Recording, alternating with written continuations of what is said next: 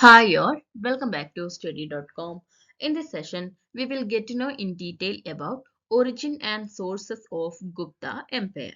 So let's get started. The Gupta Empire originated in the Indian subcontinent and is believed to have been founded by Sri Gupta. Although the details of his early rule are not well documented. The dynasty gained prominence and saw significant expansion under subsequent rulers, particularly Chandragupta I. Location: the Gupta Empire was situated primarily in the northern and central parts of the Indian subcontinent. Its core regions included parts of present-day northern India, including the Gangetic Plain. The empire's capital shifted over time, with Pataliputra, modern-day Patna, being one of the prominent early capitals, and later Ujjain and Ayodhya playing significant roles. Geographical extension of Gupta Empire. The Gupta Empire reached its zenith under rulers like Samudragupta and Chandragupta II. At its height, the geographical extension of the Gupta Empire covered a vast area encompassing northern India, the Gangetic Plain, including region in present-day Uttar Pradesh, Bihar, and West Bengal, formed the heartland of the empire. Central India, part of present-day Madhya Pradesh and Rajasthan were also under Gupta control. Western India. The empire extended into western regions with Ujjain serving as a significant center. And last, southern India. While the southern extent of Gupta influence is debated, there were interactions and trade with regions in the Deccan. It's important to note that the Gupta Empire did not have fixed boundaries, and the extent of its control varied under different rulers. Additionally, the influence of the Gupta Empire was not limited to political boundaries. It also played a crucial role in shaping cultural and intellectual developments throughout the subcontinent. The decline of the Gupta Empire, marked by invasions and internal conflicts, eventually led to the fragmentation of its territories. The Gupta Empire is referred to as the Golden Age of India because of the extensive inventions and discoveries in science, technology, engineering, art, dialectic, literature, logic, mathematics, astronomy, religion, and philosophy that illuminated the elements of Hindu culture. The study of the Gupta Empire relies on a combination of historical sources, including inscriptions, literary works, archaeological findings, and accounts from foreign travelers. Next, we can discuss sources of Gupta period. There are many literary and archaeological sources that tell us about the Gupta period. Let us learn about it in detail. Literary sources of Gupta period. Literary sources from the Gupta period offer valuable insights into the socio-cultural, political, and religious aspects of this historical era in ancient India. Some key literary sources from the Gupta period include Puranas. Puranas contain Vishnu Purana. While not a historical chronicle, the Vishnu Purana is an ancient scripture that contains mythological narratives, genealogies of kings, and religious teachings. It provides a broader cultural context of the Gupta period. Second one, Bhagavata Purana.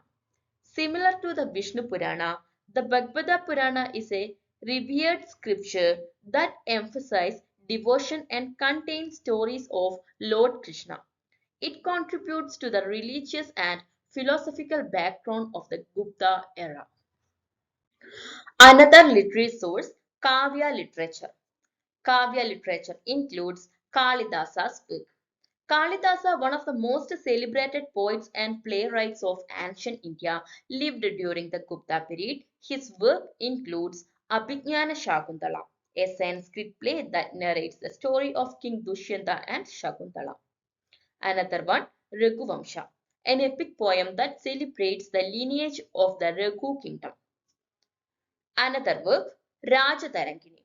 Although not from the Gupta period, Kalhana's Rajatarangini is an important historical work written in the 12th century, covering the history of Kashmir from ancient times to the 12th century. It provides insight into the political landscape and event of northern India, including the Gupta period. Another source, epic and Purana literature. It includes Mahabharata and Ramayana.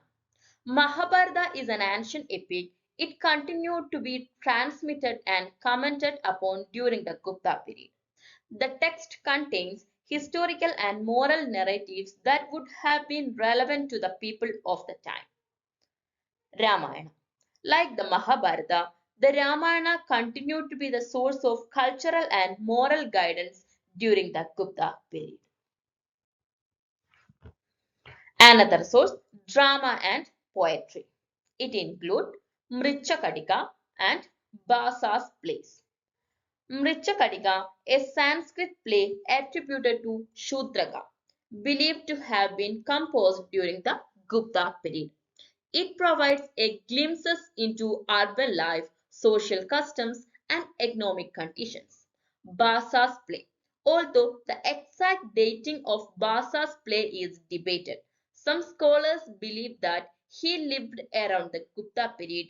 His plays offer insight into classical Sanskrit drama. Another source, treatise on arts and sciences.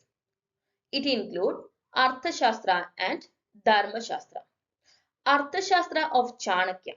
While the original composition of the Arthashastra is attributed to Chanakya from an earlier period, the Gupta era saw the preservation and commentary on this ancient treatise on statecraft, economics, and military strategy.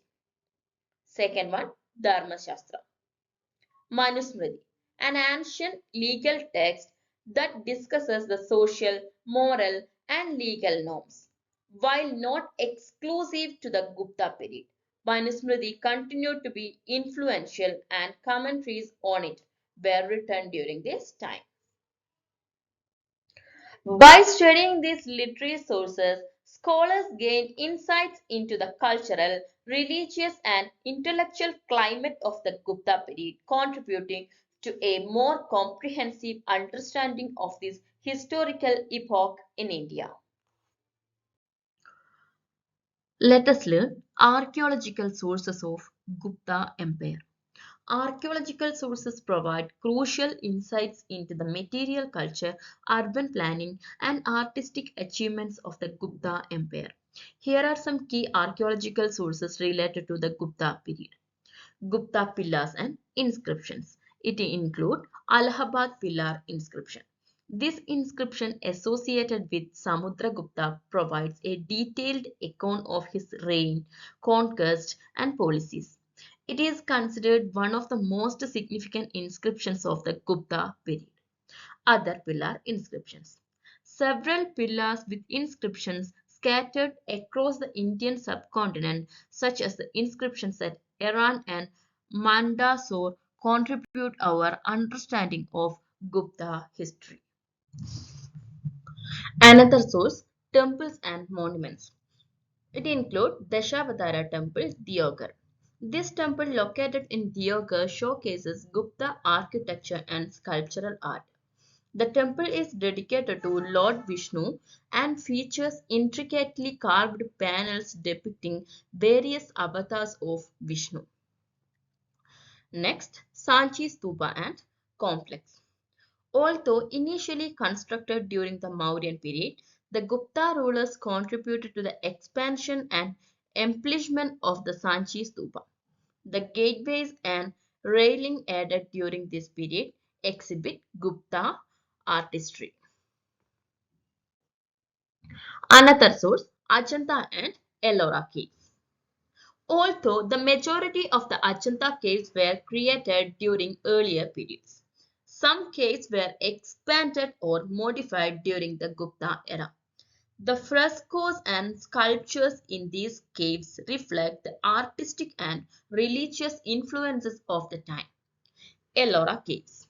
Similar to Ajanta, the Ellora Caves exhibit a mix of architectural style from different periods. Some Gupta related contributions can be identified in certain caves. Another archaeological source, coins.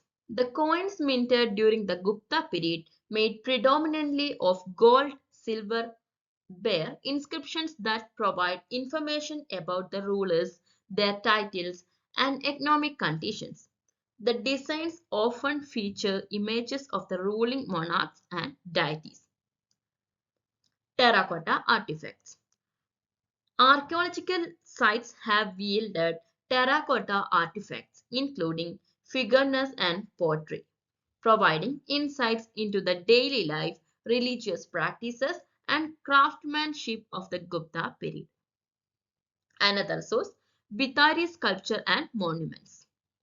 The site of Bithari in Uttar Pradesh has revealed sculptures and monuments from the Gupta period.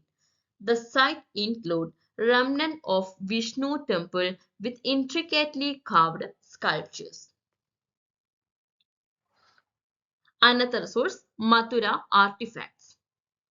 The ancient city of Mathura was an important center during the Gupta period. Excavations in Mathura have uncovered sculptures, pottery, and other artifacts that contribute our understanding of Gupta art and culture. By studying these archaeological sources, historians and archaeologists gain valuable insights into the material culture, religious practices, and artistic achievements of the Gupta Empire. In conclusion, these two main sources, literary and archaeological work in tandem to paint a comprehensive picture of the Gupta period, encompassing political history, cultural achievement, religious practices, and the daily lives of people during this influential era in Indian history. So that's it for today's session. Thank you so much for watching my video. If you like my video, please subscribe and click on bell icon. If you have any doubt regarding this topic, please do comment. So we will meet again with another important session. Till then, bye.